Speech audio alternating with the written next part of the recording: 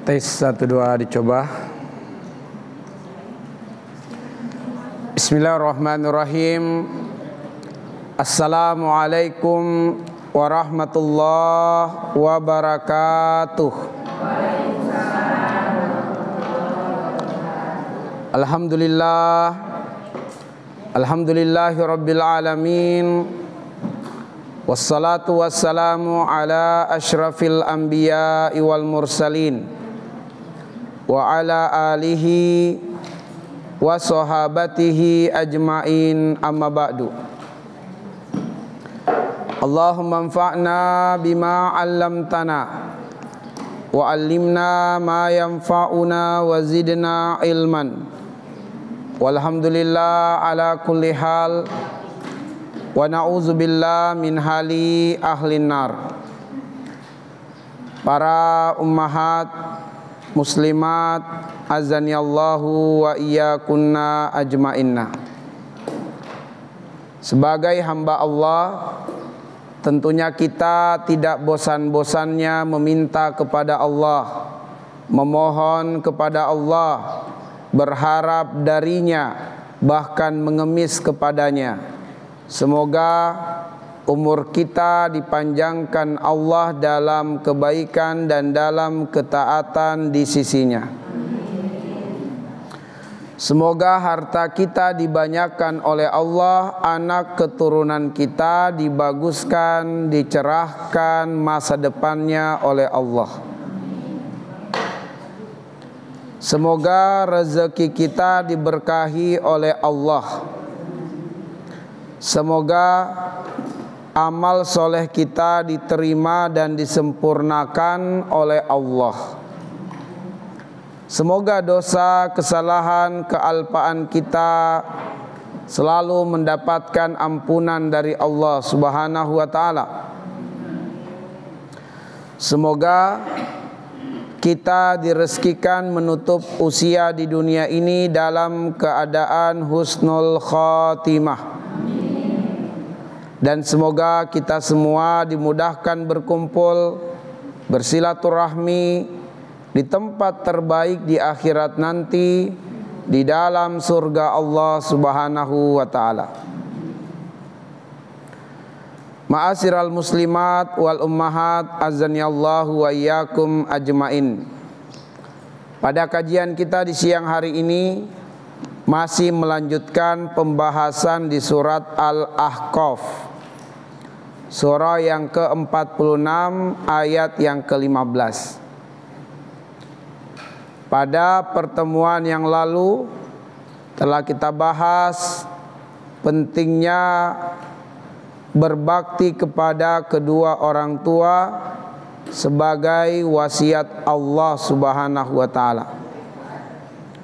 Dan hari ini akan kita bahas di bagian akhir ayat, yaitu tentang amalan khusus untuk yang usianya minimal 40 tahun. Sekarang kita bahas secara khusus amalan untuk yang usianya minimal 40 tahun. Mengingat kita semua atau sebagian besar yang hadir tentu usianya sudah di atas 40 tahun. Sehingga kita perlu tahu petunjuk Al-Quran, amalan khusus seperti apakah yang harus dilakukan oleh mereka yang usianya minimal 40 tahun. Buka surat Al-Ahqaf, surah yang ke-46 ayat 15. Surat Al-Ahqaf, surat 46 ayat 15. Mari kita baca ayat yang mulia ini. Seperti biasa, saya baca terlebih dahulu, kemudian diikuti secara bersama-sama. A'udzu billahi minasy syaithanir rajim.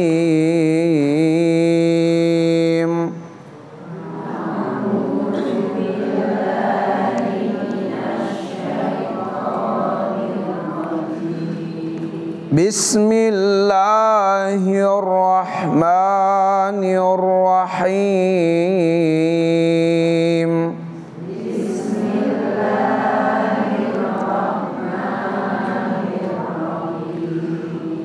Wa wassaynal insana biwalidayhi ihsana.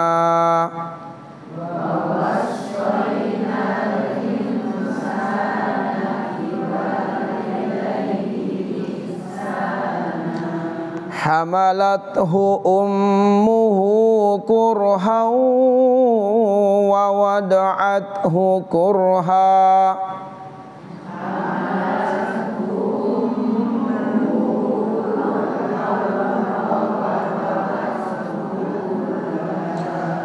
Wa hamluhu wa fisaluhu thalathuna syahra.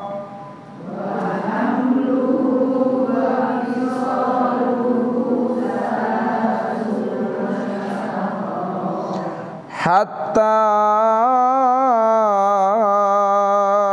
idza balagha ashuddahu wa balagha arba'ina sanah.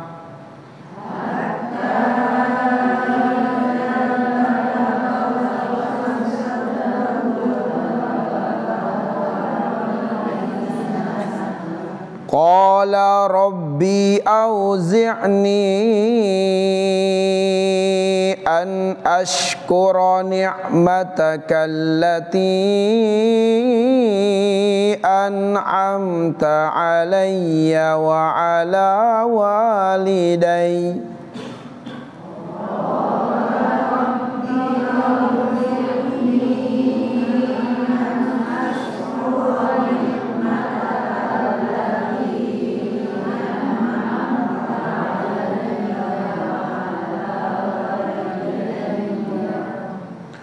Wa an a'mala salihan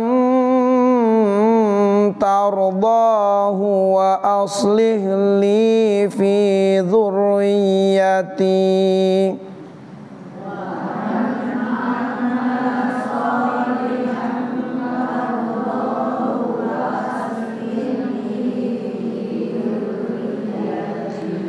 Inni tubtu ilaika wa inni minal muslimin.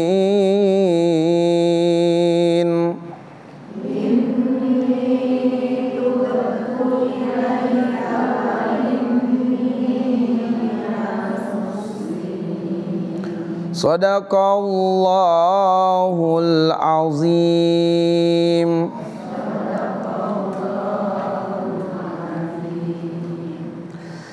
Baik, para ummahat sekalian, yang akan kita dalami, yang akan kita kaji pada kesempatan ini adalah pada bagian tengah ayat. Hatta idza balagha ashuddahu wa balagha arba'ina sanah qala rabbi auzi'ni an ashkura ni'mataka allati an'amta alayya wa ala walidayya wa an a'mala salihan tardahu wa aslih li fi dzurriyyati inni tubtu ilaika wa inni minal muslimin. Arti dari penggalan ayat ini, hatta sampai idza balagha asyuddahu, anak tersebut telah tumbuh besar menjadi seseorang yang telah matang secara fikriyah, telah matang secara fisik. Wa balagha arba'ina sanah, dan telah sampai usianya 40 tahun. Qala, dia kemudian menengadahkan tangan kepada Allah seraya berdoa, Rabbi, ya Tuhanku, auzi'ni, rezekikanlah kepadaku, karuniakanlah untukku, an ashkura ni'mataka allati an'amta alayya, kemampuan untuk mensyukuri nikmat-Mu yang an'amta alayya, yang telah Engkau karuniakan kepadaku, wa ala walidayya, dan yang telah Engkau karuniakan kepada kedua orang tuaku,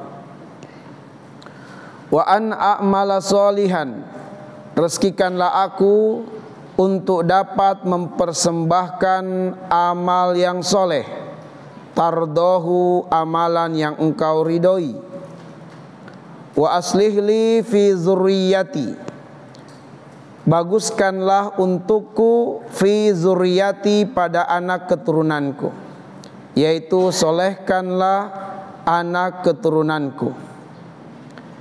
Inni tubtu ilaika, sungguh aku bertobat, aku kembali kepadamu. Wa inni, dan sesungguhnya aku, minal muslimin, diantara hamba-hambamu yang berserah diri kepadamu.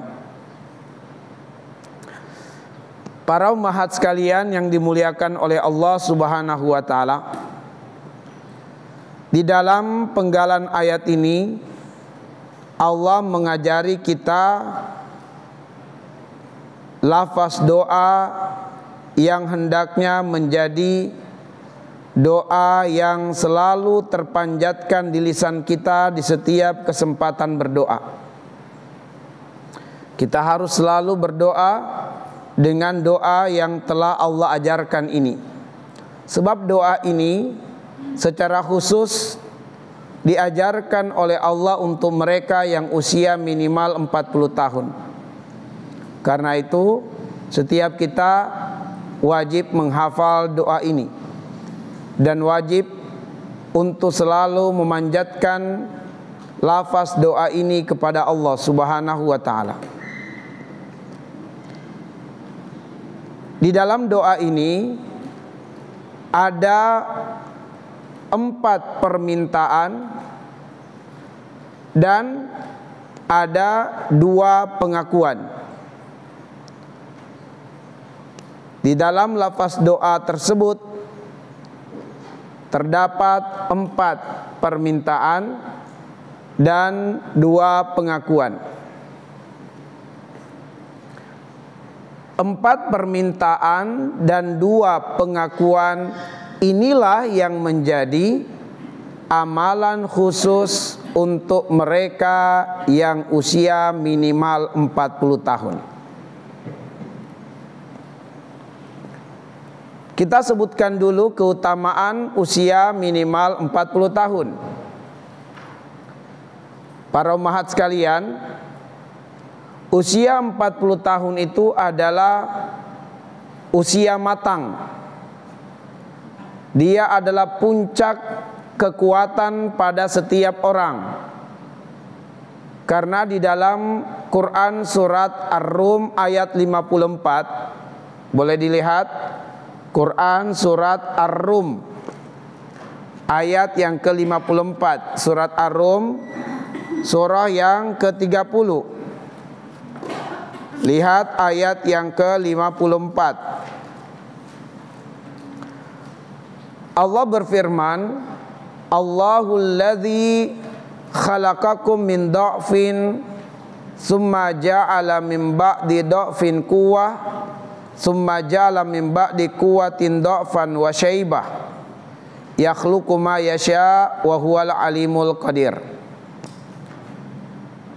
Allah yang telah menciptakan kalian min dha'fin, dari kelemahan. Kita sebelumnya diciptakan Allah dari kelemahan. Kelemahan yang dimaksud di dalam ayat ini, kelemahan mulai dari masa kanak-kanak sampai masa balik. Itu adalah masa kelemahan. Dari masa anak-anak sampai balik, atau balik ke bawah, dari usia balik ke bawah itu adalah usia kelemahan. Dari balik menuju ke usia 40 tahun itulah masa menuju kekuatan. sehingga usia 40 tahun adalah puncak kekuatan. 40 tahun sampai ke 60 tahun itu masa kekuatan, tapi kekuatan yang mulai menurun. Lalu 60 tahun ke atas itu merupakan masa syaikhukhah, di mana pada masa itu sudah banyak kenikmatan yang dicabut oleh Allah dari seseorang. Nah, sehingga masa kekuatan itu dari masa balik sampai 60 tahun, puncaknya 40 tahun. Dari balik menuju 40 tahun, puncak itu berarti sedang tahap pendakian menuju kekuatan maksimal. Dari 40 tahun menuju 60 tahun itu masa kekuatan yang mulai menurun. Dari 60 tahun hingga selanjutnya itu masa di mana siapa yang dipanjangkan umurnya oleh Allah akan banyak kenikmatan yang tercabut darinya, bahkan akan dikembalikan masanya sebagaimana masa kecilnya. Coba dilihat surat Al-Hajj ayat yang kelima. Surat Al-Hajj, surat yang ke-22. Perhatikan ayat yang kelima, surat Al-Hajj ayat yang kelima.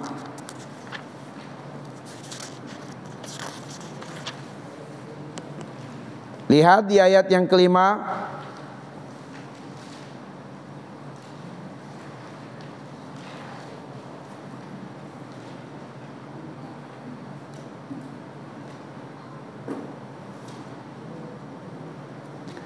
Nah, perhatikan di bagian tengah ayat ada wa minkum mayyutawaffa wa minkum mayyuraddu ila arzalil umur likaila ya'lama min ba'di ilmin syai'a. Perhatikan di situ, wa minkum man yutawaffa wa minkum man yuraddu ila arzalil umur likaila ya'lama min ba'di ilmin syai'a. Jadi kalau sudah usia 60 tahun itu memang sudah usia yang kata Nabi rata-rata umur umatku antara 60-70 tahun. Itu sudah rata-rata umur masa berakhir hidupnya umat Nabi antara 60-70 tahun. Mungkin saja ada yang lebih, tapi tidak banyak yang lebih.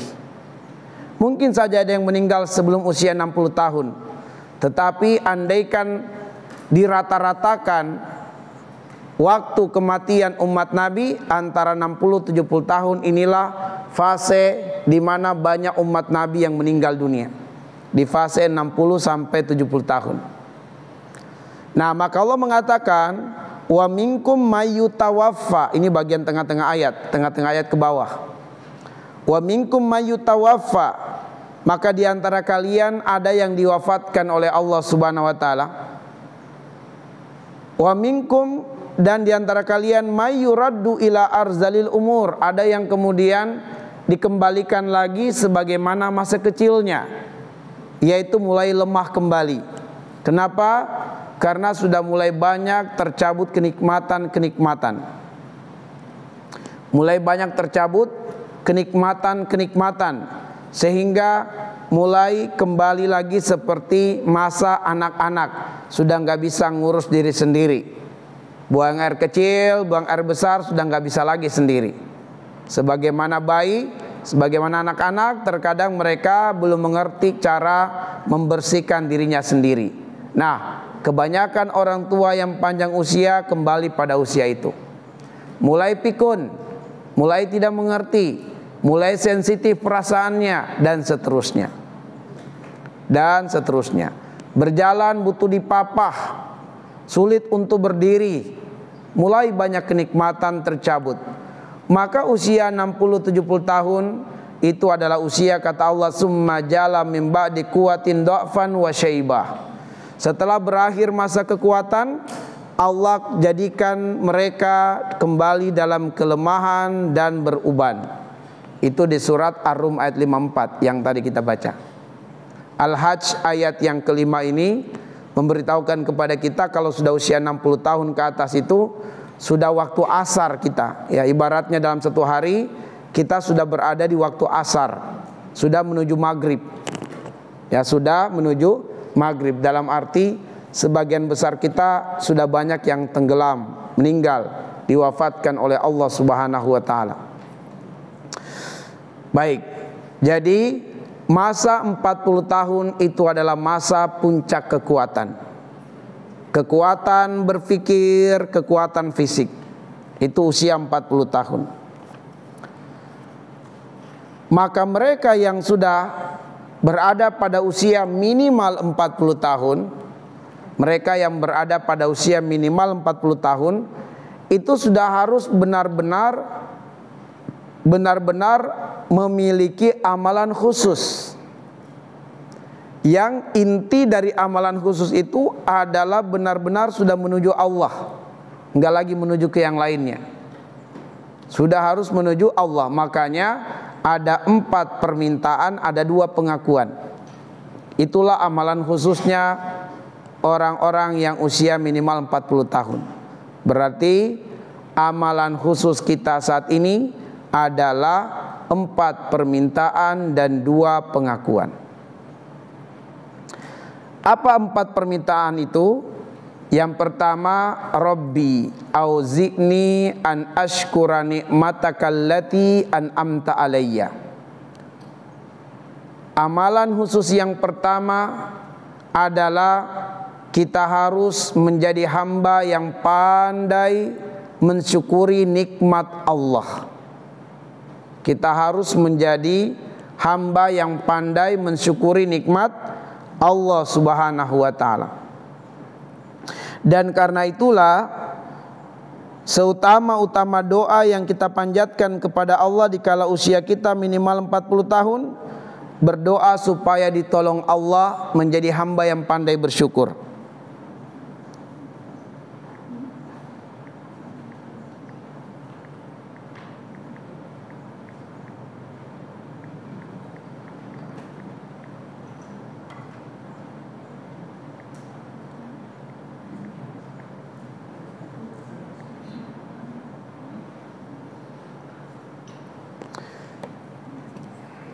Jadi di setiap kesempatan kita berdoa, mintalah kepada Allah supaya kita ditolong menjadi hamba yang pandai bersyukur.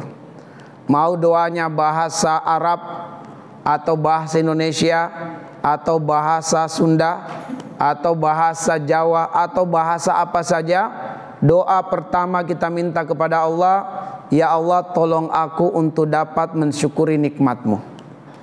Karena amalan khusus untuk mereka yang usia minimal 40 tahun adalah menjadi hamba yang pandai mensyukuri nikmat Allah Subhanahu wa taala.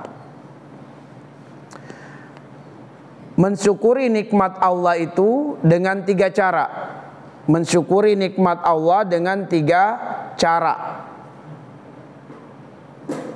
Pertama, syukuri nikmat Allah dengan hati. Syukuri nikmat Allah dengan hati. Bagaimana cara mensyukuri nikmat Allah dengan hati?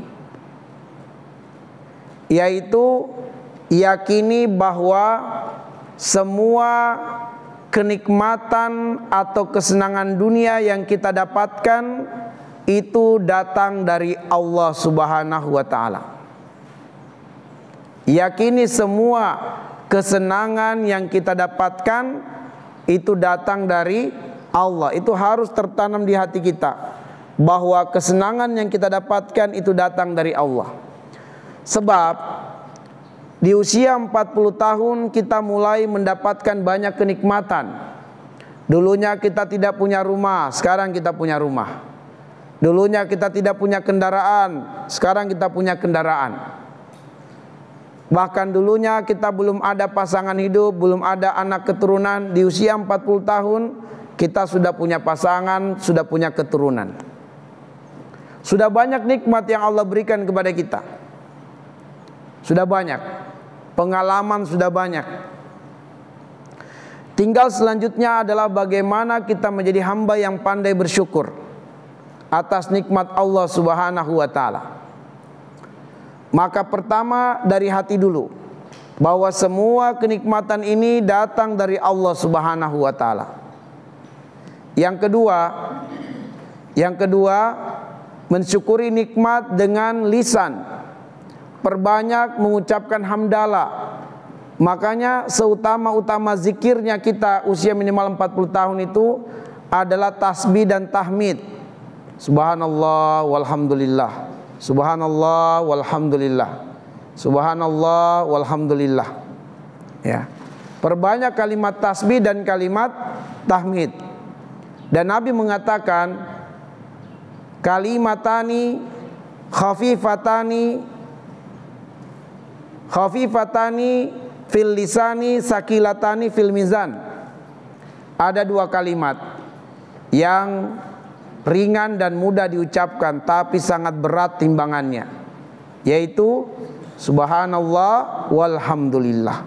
Itu harus menjadi zikir kita untuk usia minimal 40 tahun. Subhanallah itu artinya adalah mensucikan Allah dari segala prasangka buruk kita kepada Allah. Sebab seringkali kita berburuk sangka kepada Allah. Seringkali kita berburuk sangka kepada Allah. Maka kita sucikan Allah dengan kalimat tasbih dan kita puji Allah dengan kalimat hamdalah atas nikmat-nikmat yang telah kita dapatkan, telah kita nikmati, telah kita rasakan. Ya. Nah, jadi perbanyak subhanallah walhamdulillah, subhanallah walhamdulillah, subhanallah walhamdulillah. Dan zikir subhanallah itu ternyata adalah zikir khususnya para malaikat. Zikir khususnya para malaikat adalah subhanallah. Jadi para malaikat itu selalu bertasbih kepada Allah. Malaikat yang di langit dan di bumi, mereka selalu bertasbih kepada Allah. Maka zikir khususnya para malaikat adalah tasbih. Nah, kita perbanyak mensyukuri nikmat Allah dengan lisan, dengan memuji Allah, alhamdulillah. Kemudian yang ketiga, mensyukuri nikmat Allah adalah dengan perbuatan. Dengan perbuatan. Sebagaimana dalilnya surat Al-Maidah ayat 35. Dalilnya atau dasarnya surah Al-Maidah ayat 35. Allah berfirman, ya ayyuhalladzina amanu taqullaha wabtagu ilaihil wasilah wajahidu fi sabilihi la'allakum tuflihun. Wahai orang yang beriman, bertakwalah kalian kepada Allah, wabtagu ilaihil wasilah. Ambillah wasilah. Apa wasilah di situ maknanya? Kenikmatan dunia, kesenangan dunia. Ambillah wasilah sebagai jalanmu menuju Allah. Ambillah wasilah sebagai jalanmu berjihad di jalan Allah. Kita diberikan kesehatan, jadikan kesehatan kita ini semakin dekat dengan Allah. Kita diberikan harta, jadikan harta sebagai jalan semakin dekat dengan Allah melalui infak. Diberikan jabatan, diberikan kedudukan, jadikan itu jalan kita mendekatkan diri kepada Allah. Diberikan rumah tempat tinggal, perbanyak baca Quran di dalam rumah, perbanyak sholat-sholat sunnah di dalam rumah. Itulah tanda kita mensyukuri nikmat Allah diberikan rumah. Dulu kita nggak punya rumah, ya. Atau dulu kita tinggal dalam satu rumah tapi banyak keluarga. Kamar terkadang beberapa orang tinggal dalam satu kamar, tidur berdempet-dempetan. Tapi pada akhirnya kemudian kita memiliki satu rumah sendiri. Bahkan setiap anak ada kamarnya sendiri. Maka kemudian kita syukuri nikmat rumah dengan kita perbanyak ibadah di dalam rumah. Begitu hujan turun kita bersyukur. Betapa tidak terbayangkan kalau hujan seperti ini kita tidak punya rumah, atau rumah kontrakan bocor-bocor. Tak terbayangkan, dan pernah kita alami itu. Kita ngontrak rumah, rumahnya bocor atapnya, hujan, Masya Allah, banjir di dalam. Kita pernah lalui semuanya. Sekarang rumah kita sudah tidak bocor lagi. Syukuri alhamdulillah. Dikala panas, dikala banyak orang yang kemudian mencari tempat untuk berteduh, kita di dalam rumah bahkan ada AC. Puji lagi Allah Subhanahu wa taala. Ya Allah, terima kasih. Dulu untuk keluar rumah kita belum ada mobil. Kita naik motor, hujan kehujanan, panas kepanasan. Bahkan belum ada motor, sepeda. Sekarang hujan kita tidak kehujanan, panas kita tidak kepanasan di luar, karena ada kendaraan, ada mobil. Puji lagi kita Allah, alhamdulillah ya Allah. Kita lihat samping kiri kanan kita, ada orang yang naik motor, panas-panas, hujan-hujan, repot, ribet. Ya, kita bersyukur kepada Allah. Nah, jadi hendaknya kemudian segala kenikmatan yang Allah berikan jadikan sebagai jalan kita dekat dengan Allah. Dengan ada kendaraan, hendaknya semakin sedikit alasan kita untuk tidak ikut pengajian. Jangan sudah ada kendaraan semakin banyak alasannya tidak ikut pengajian. Dulu tidak ada kendaraannya, jarang alpa ikut pengajian, selalu hadir pengajian. Begitu banyak fasilitas dunianya, kok semakin sulit ikut pengajian. Aneh. Dulu serba kekurangan, aktif pengajiannya, aktif baca Qur'annya. Semakin dipermudah rezekinya oleh Allah, kok semakin jauh dari Allah. Itu aneh. Terbalik. Dulu belum banyak hartanya, qiyamul lailnya jalan terus, baca Qur'annya bisa 1 juz per hari. Sekarang rumah ada, kendaraan ada, anak-anak udah pada besar semuanya, kok baca Qur'annya nggak bisa 1 juz per hari? Kok qiyamul lailnya jadi berat? Ada apa ini gitu ya? Harusnya dengan fasilitas dunia semakin dekat dengan Allah. Nah ibu sekalian, ternyata di dalam Al-Quran ada 3 ayat. Surat Al-Baqarah 243. Surat Al-Baqarah ayat 243. Kemudian dicatat aja ya, nggak usah dilihat ayatnya dulu. Di surat Yusuf ayat 38. Surat Yusuf ayat 38. Dan di surat Al-Mu'min atau surat Ghafir ayat 61. Surat Al-Baqarah 243, surat Yusuf ayat 38, surat Ghafir ayat 61.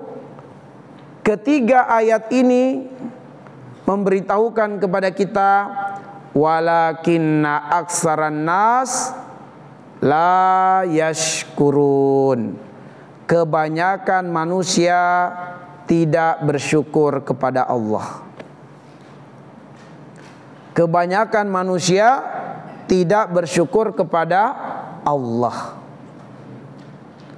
Jadi para umat sekalian, akan banyak orang yang kufur terhadap nikmat Allah.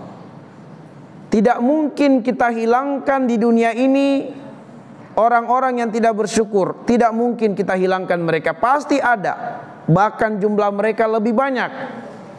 Namun jangan sampai yang tidak bersyukur itu termasuk kita. Jangan. Ada orang yang tidak bersyukur kepada Allah, tapi jangan kita, jangan keluarga kita. Tidak mungkin ada orang yang tidak bersyukur kepada Allah. Sebab Allah sudah memberitahukan kepada kita, kebanyakan manusia tidak bersyukur kepada Allah. Tapi kebanyakan itu bukan kita dan bukan keluarga kita. Itulah yang harus kita perjuangkan. Karena kebanyakan orang tidak bersyukur kepada Allah, makanya kita jangan ikuti kebanyakan orang. Jangan ikuti kebanyakan orang. Kita harus menjadi manusia langka. Coba buka surat Al-An'am, surat yang ke-6 ayat 116. Surat Al-An'am ayat 116.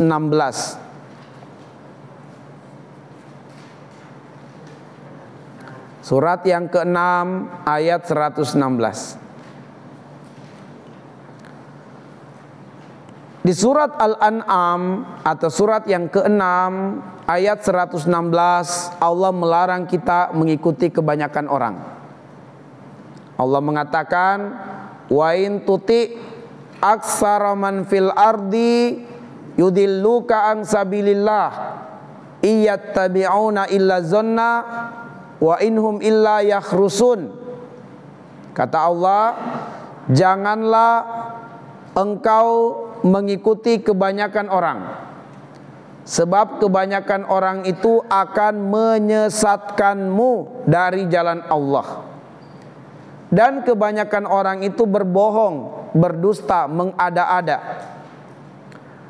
Maka kebanyakan orang tidak sholat 5 waktu, jangan ikuti.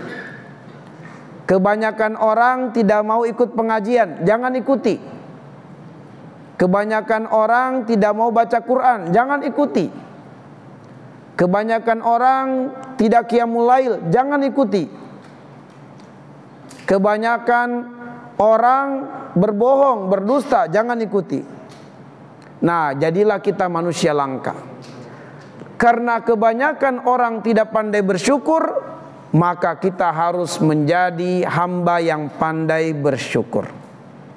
Itulah kenapa di usia kita minimal 40 tahun harus selalu berdoa, ya Allah, tolong aku untuk menjadi hamba yang pandai bersyukur kepadamu. Gak apa-apa bahasa Indonesia, yang penting kita resapi dan sadari apa yang kita baca itu, apa yang kita minta.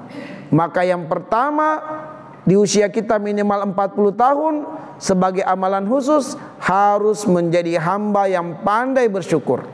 Dan karena itu minta kepada Allah agar ditolong, dikuatkan, direzekikan untuk menjadi hamba yang pandai bersyukur.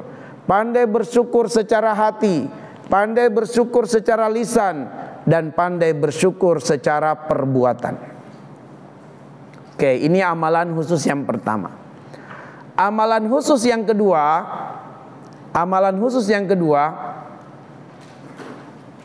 an ashkura ni'mataka allati an'amta alayya wa ala walidayya. Secara khusus kita harus menjadi pandai mensyukuri nikmat orang tua.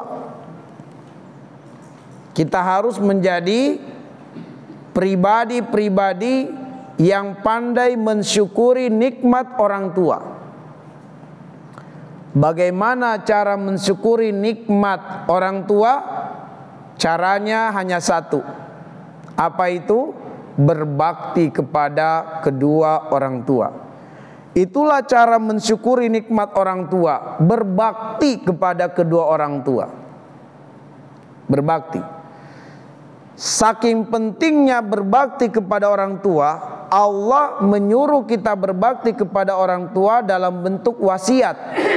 Sebagaimana di awal ayat, wa wassaynal insana biwalidayhi ihsana. Dan kami wasiatkan kepada setiap anak untuk berbakti kepada bapak dan ibunya.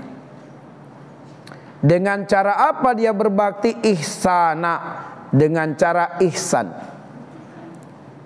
Nah, jadi usia 40 tahun, amalan khusus yang kedua harus menjadi pribadi yang pandai berbakti kepada orang tua. Bagaimana pandai berbakti kepada orang tua? Yaitu berbakti dengan cara ihsana, ihsan. Apa itu ihsan? Ihsan itu berbuat kebaikan dengan cara yang paling terbaik. Itu artinya ihsan. Berbuat kebaikan dengan cara yang paling terbaik, itu arti dari ihsan.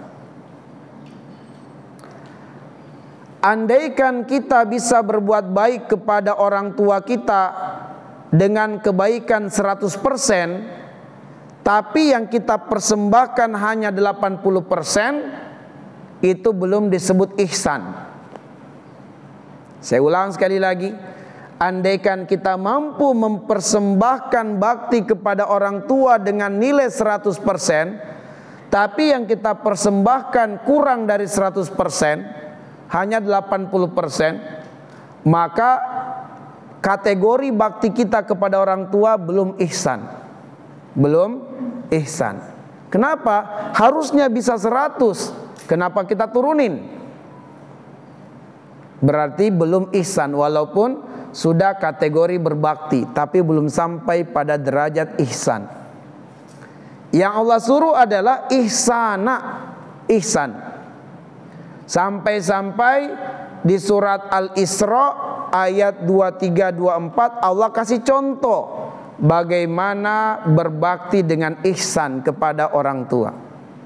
Bagaimana berbakti secara ihsan kepada bapak dan ibu. Surat Al-Isra ayat 23-24. Al-Isra ayat 23 dan ayat 24.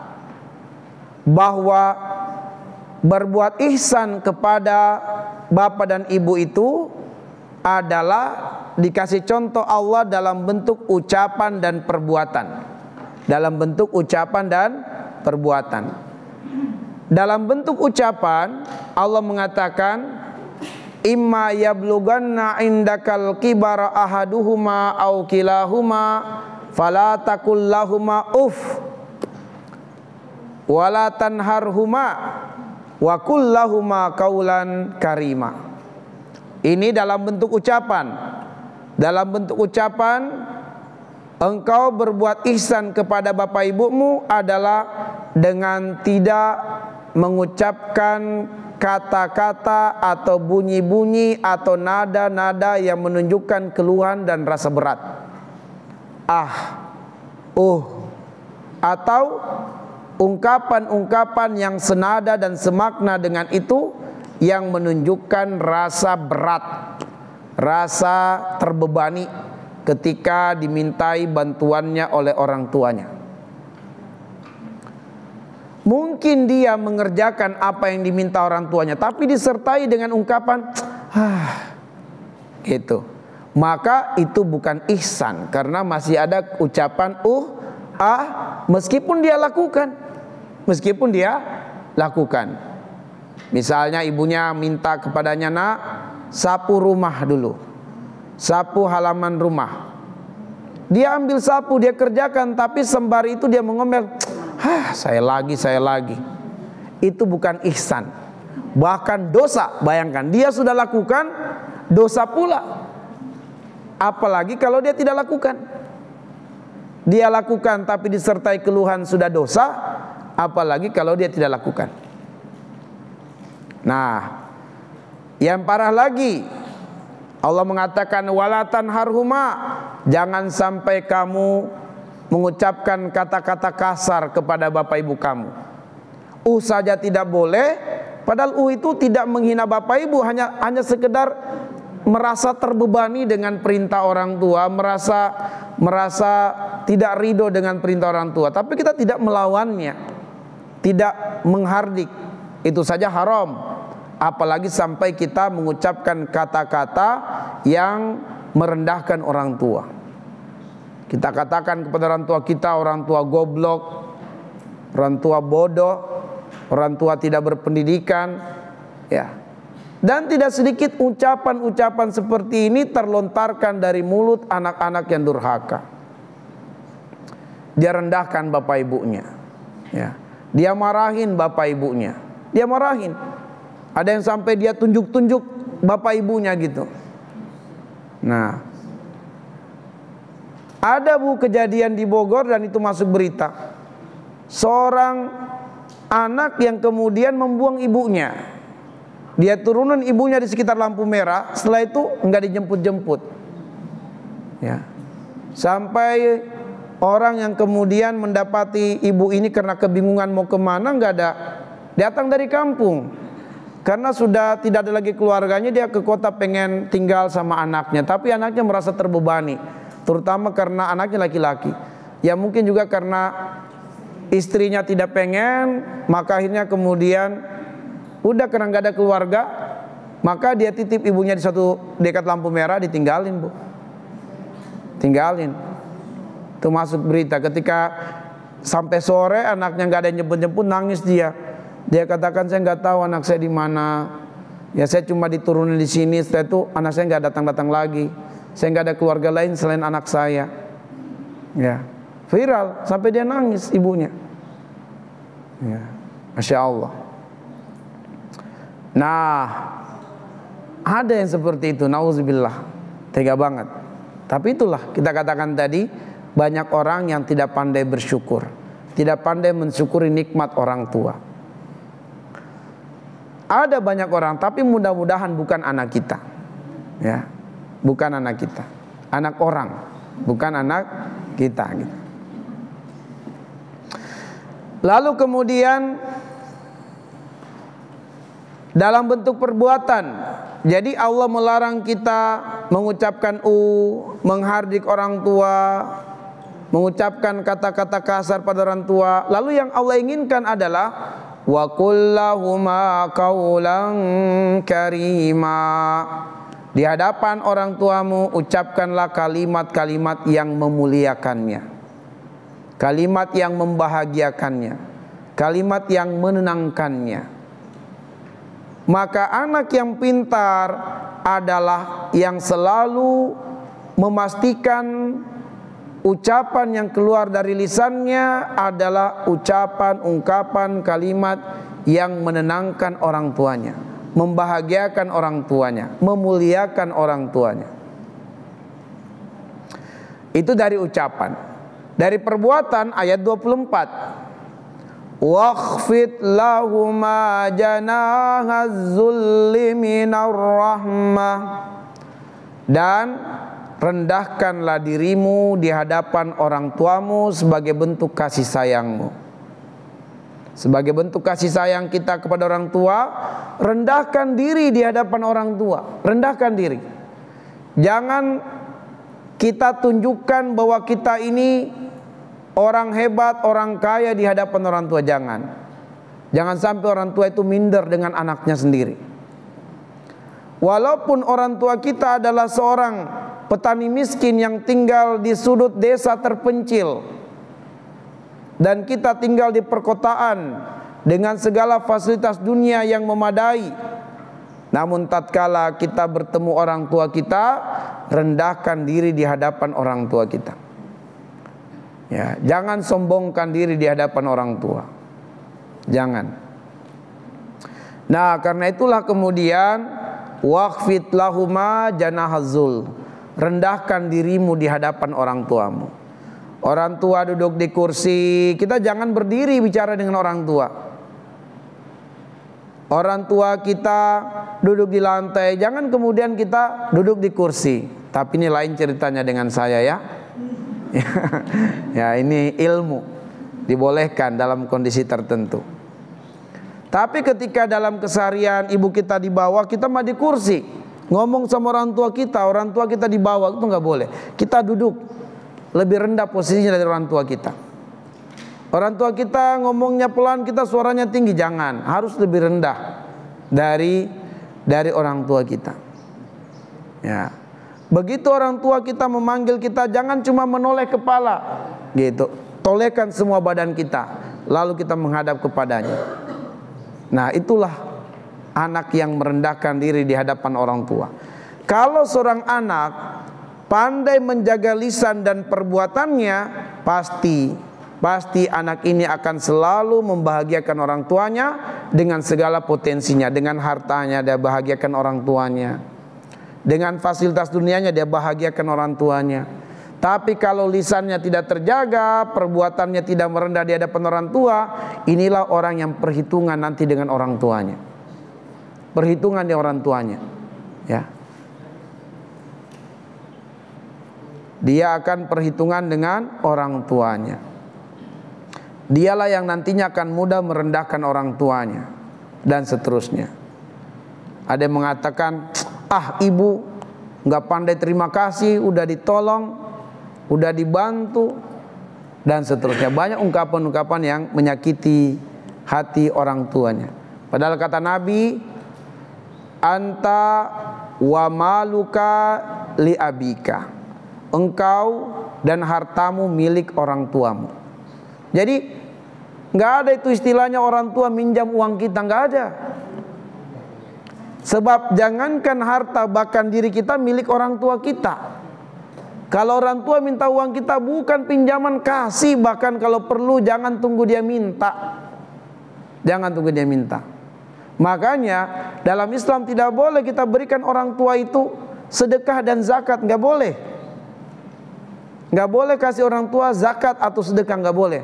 Ma, ini zakat saya mah buat mama. Zakat itu untuk orang yang bukan orang tua kita.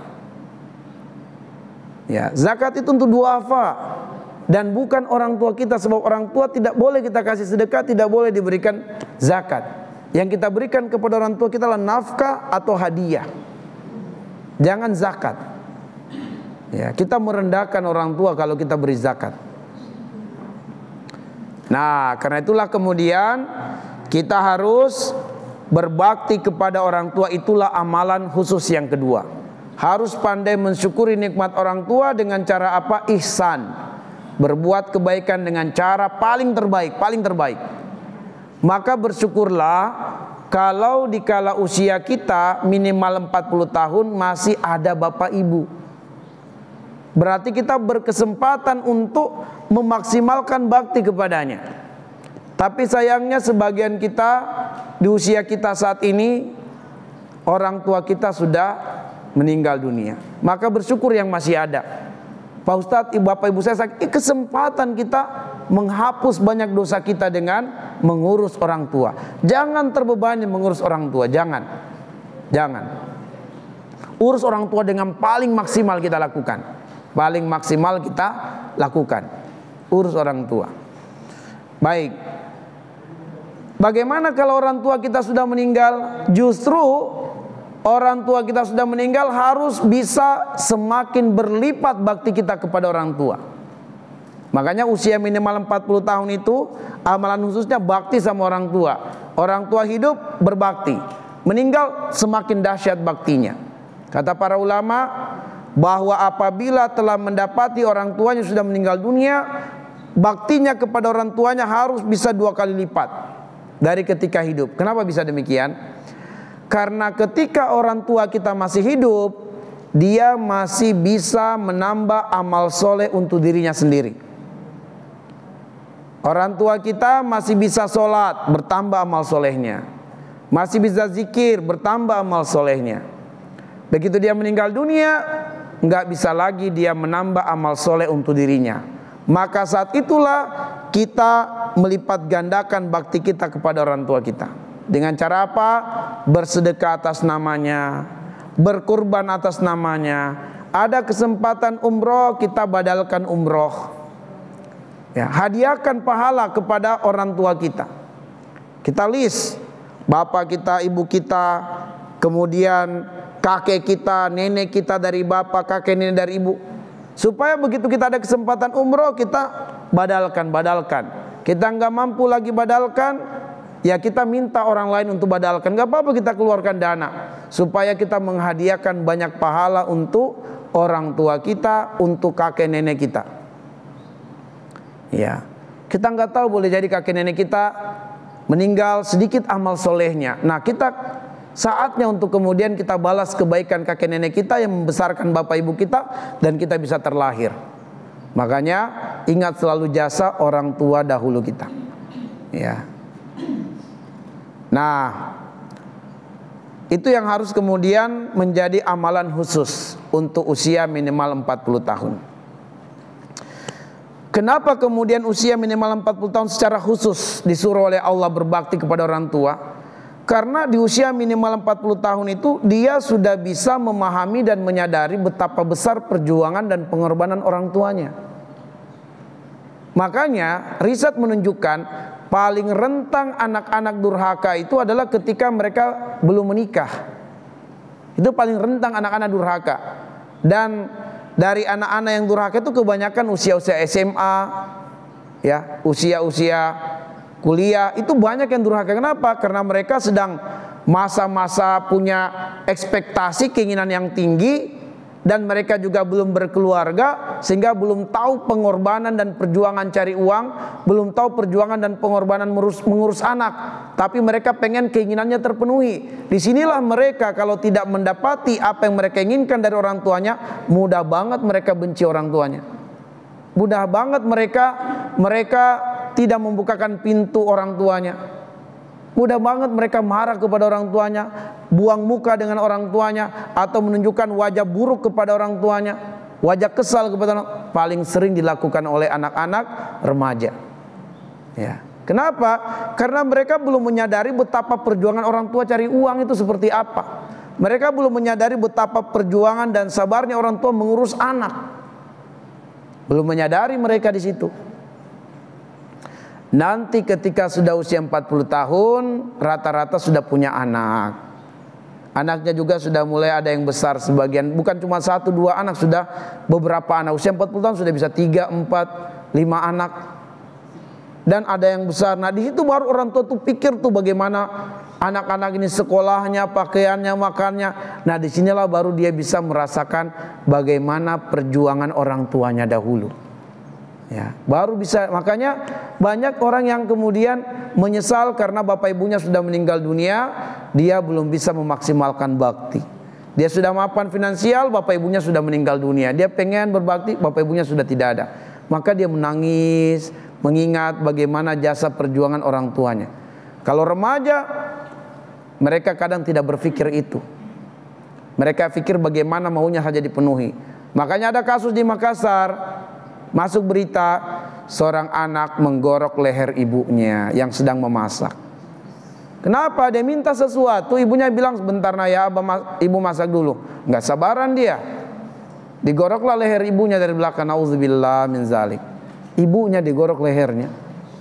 Ini karena begitulah anak-anak remaja itu labil jiwanya. Ya, labil jiwanya.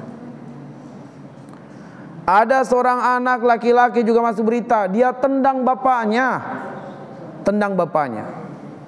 Ya, berkelahi dengan bapaknya, dia tendang bapaknya, dia pukulin bapaknya. Masuk berita. Dan seterusnya. Di Bogor ada kasus seorang anak memenjarakan ibu kandungnya sendiri karena masalah warisan. Ya, nauzubillah. Nah, makanya kalau ada usia minimal 40 tahun baru tidak pandai berbakti orang tua, itu sudah sangat keterlaluan. Sebab Allah menjadikan amalan khusus minimal 40 tahun itu bakti kepada orang tua. Kalau ada anak usia 40 tahun belum pandai berbakti, itu udah keterlaluan. Udah sangat keterlaluan. Maka terkadang kita juga perlu muhasabah, introspeksi diri. Betapa susahnya orang tua mengurus kita dari kecil hingga kita besar. Kenapa kita mesti merepotkan lagi bapak ibu kita dengan mengurus cucunya? Ya, kita sudah direpot, ibu kita, bapak ibu kita sudah repot mengurus kita sampai besar. Sekarang kok kita masih merepotkan bapak ibu kita dengan mengurus cucu, gitu ya? Nah, itu harus kita pikirkan itu. Ya, harus kita pikir. Kasihan bapak ibu kita, mereka sudah terbebani mengurus diri kita. Kenapa lagi harus terbebani mengurus cucu? Ya. Nah, baik. Selanjutnya amalan khusus yang ketiga. Amalan khusus yang ketiga adalah wa an a'mala sholihan tardahu. Ya Allah, tolong aku untuk mempersembahkan amalan yang terbaik, amalan yang Engkau ridhoi. Jadi amalan khusus yang ketiga, kita harus betul-betul mempersembahkan ibadah yang terbaik, yang berkualitas. Kalau kita sholat, sholat yang terbaik. Kita puasa, puasa terbaik. Pengajian, pengajian terbaik. Kita ada kesempatan haji umroh, benar-benar haji umroh. Jangan cuman pindah tempat tidur. Sebagian jamaah pindah tempat tidur. Sampai di sana ibadahnya di hotel, bukan di Masjidil Haram, bukan di Madinah. Ya, di Masjidil Haram hanya umroh saja. Begitu selesai rentetan umroh, udah dia di hotel aja. Katanya berat Ustaz, capek, tapi jalan-jalannya nggak capek, ya, nggak capek, nggak lelah dia kalau jalan-jalan ke mal-mal. Ya, jalan-jalan belanja-belanja sampai kopornya itu sudah nggak bisa lagi ditarik, ya, resnya saking penuh. Tapi sholatnya di hotel, ya, sholatnya di hotel. Saya bilang ini mah pindah tempat tidur, pindah tempat belanja saja, ya. Saya bilang itu barang-barang belanjaannya ada semua di Tanah Abang, ya. Hanya bapak ibu ini pindah tempat belanja doang, ya. Hanya pindah tempat tidur aja. Memang niat kita sudah ibadah, maksimal ibadah kalau sudah benar-benar uang kita kumpul, kita tabung untuk berangkat umroh, berangkat haji, maka maksimalkan di sana, nggak usah dulu pikir yang lain-lain. Fokus ibadah, belum tentu ada kesempatan di waktu berikutnya. Ya, belum tentu. Tidak sedikit berita yang berangkat umroh meninggal di sana, meninggal di jalan, meninggal di pesawat, meninggal. Tidak sedikit berita-berita seperti itu. Maka selagi ada kesempatan maksimalkan, maksimalkan. Ya. Baru sampai juga, belum kita umroh, baru sampai di hotel istirahat, langsung tanya, Pak Ustadz, di mana ya tempat belanjaan yang murah? Saya lihat di YouTube ada yang harga 1 real semua. Bu, kita mau umroh, kita mau umroh, jangan dulu itu pikirnya. Ya. Belum